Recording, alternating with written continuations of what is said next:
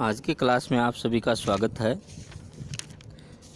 आज हमारा अध्ययन का विषय है भारतीय बैंकिंग व्यवस्था के मुख्य दोष या भारतीय बैंकिंग व्यवस्था की मुख्य समस्याएं।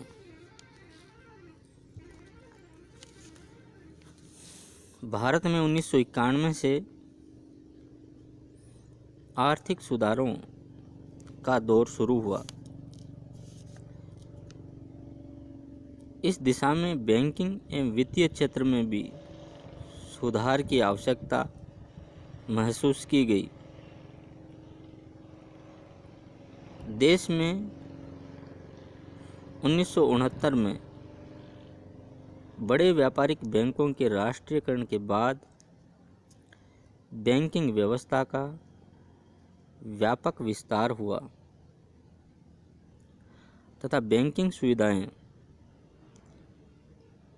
कम विकसित क्षेत्रों, ग्रामीण किसानों, छोटे छोटे उद्यमियों तक पहुंचने लगी। बैंक जमाओं में भी अभूतपूर्व वृद्धि हुई। 1969 में कुल बैंक जमाएं सकल घरेलू उत्पादन का 15% थी, जो अब बढ़कर 40% से अधिक हो गई।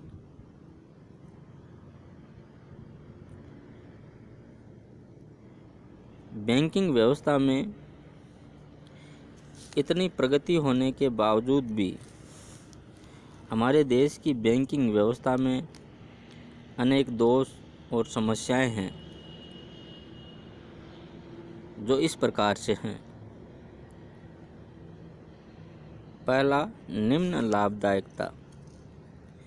भारत में बैंकों की लाभदायकता बहुत कम है। ऋण क्रियाओं में व्याप्त अनियमितताएं, दुरुपयोग, धोखाधड़ी और बढ़ती परिचालन लागत के कारण बैंकों की लाभदायकता में कमी आई है। 1992-93 तथा 93-94 के दौरान अनुसूचित वाणिज्यिक बैंकों को 92-93 में 4150 करोड़ रुपए तथा 93-94 में 3635 करोड़ रुपए का घाटा हुआ था और ये घाटा लगातार बढ़ता जा रहा है।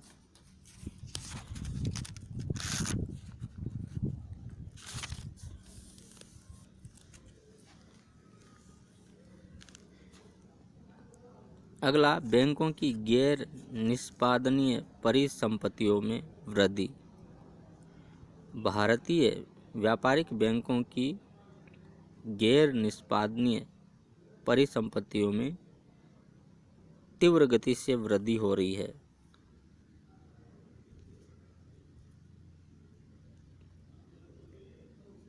जिसमें वापस लिया गया ऋण,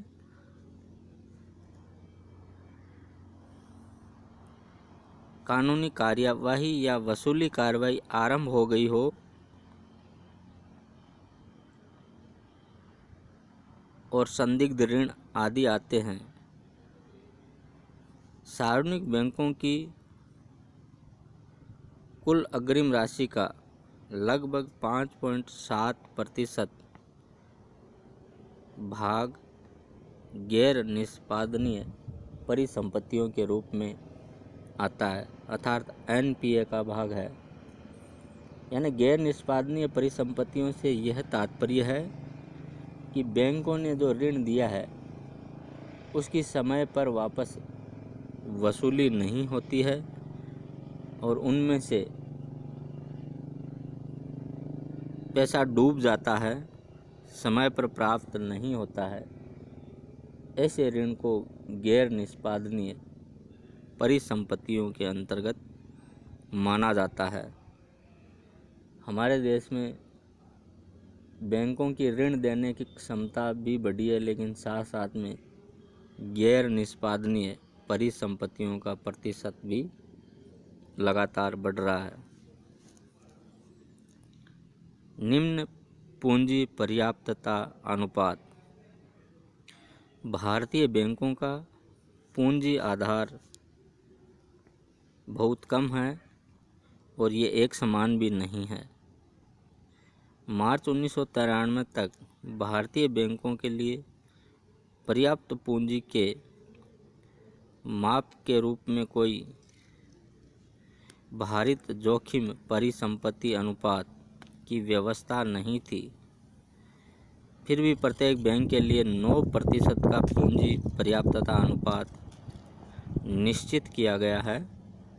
अधिकांश सार्वजनिक बैंकों का यह अनुपात कम था, जिसे 9% तक लाने के लिए सरकार प्रतिवर्ष ऐसे बैंकों को पूंजी प्रदान करती है तथा साथ ही बैंक अपने शेयर मार्केट में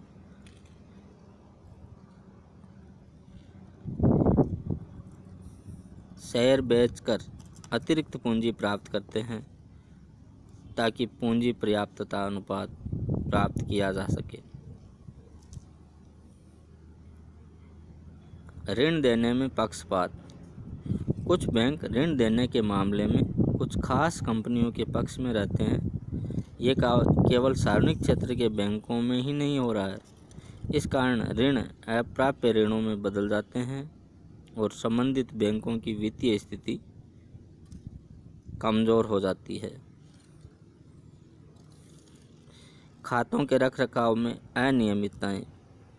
बहुत से बैंकों द्वारा खातों के परिचालन में बड़े स्तर पर अनियमितताएं पाई गई है। प्राय एक बैंक के डूबत खातों की पूरी जांच किए बिना दूसरे बैंकों द्वारा उन्हें अधिग्रहित कर लिया जाता है। अपर्याप्त सामाजिक बैंकिंग। भारतीय समुदाय के कमजोर वर्ग की सहायता के लिए चलाई जा रही बहुत सी योजनाओं के बावजूद बैंक मुख्यतः औद्योगिक क्षेत्र की वित्तीय आवश्यकताओं की पूरी करने में लगे रहते हैं। यानी सामाजिक बैंकिंग के तहत बैंक किसानों, कमजोर वर्ग, निम्न आय वर्ग को ऋण एवं उधार उपलब्ध करवाने में ज़्यादा रुचि नहीं दिखाते हैं। दोहरा नियंत्रण। भारतीय बैंकिंग व्यवस्था सरकार तथा रिजर्व बैंक के दोहरे नियंत्रण के अंतर्गत आती है। इस पर आवश्यकता से अधिक नियंत्रण व प्रशासनिक दबाव रहता है। बैंकों को ऋण देने के व्यक्तिगत मामलों तथा आंतरिक प्रबंध के मामलों में भी बहुत अधिक प्रशासनिक तथा राजनीतिक दबाव का सामना करना पड़ता है। ऋण तथा निवेश के कार्यक्रमों के लिए दिशा निर्देश ऊपर से आते हैं। इसी प्रकार मुख्य कार्यकारियों तथा निवेशकों की नियुक्ति भी उच्च स्तर से होती है। बैंक रुग्ण इकाइयों के रूप में हमारे देश के बहुत से बैंक रुग्ण इकाइयों के रूप में कार्य कर रहे हैं, अर्थात ये लगातार लंबे समय से घाटे में चल रहे हैं और इनका एनपीए बढ़ते जा रहे हैं, जिसके परिणाम स्वरूप इनको दूसरे बैंकों में विलय करना पड़ता है। इस प्रकार भारतीय वाणिज्यिक बैंक ठीक से काम नहीं कर रहे हैं, उनका प्रबंधन पारदर्शी नहीं है, आवश्यकता से अधिक इनका फैलाव है, आवश्यकता से अधिक कर्मचारी है तथा ग्राहक सेवा भी असंतोषजनक है। इस प्रकार आज हमने भारतीय बैंकिंग क्षेत्र की प्रमुख समस्याएं या इसके दोष, उनके बारे में अध्ययन किया।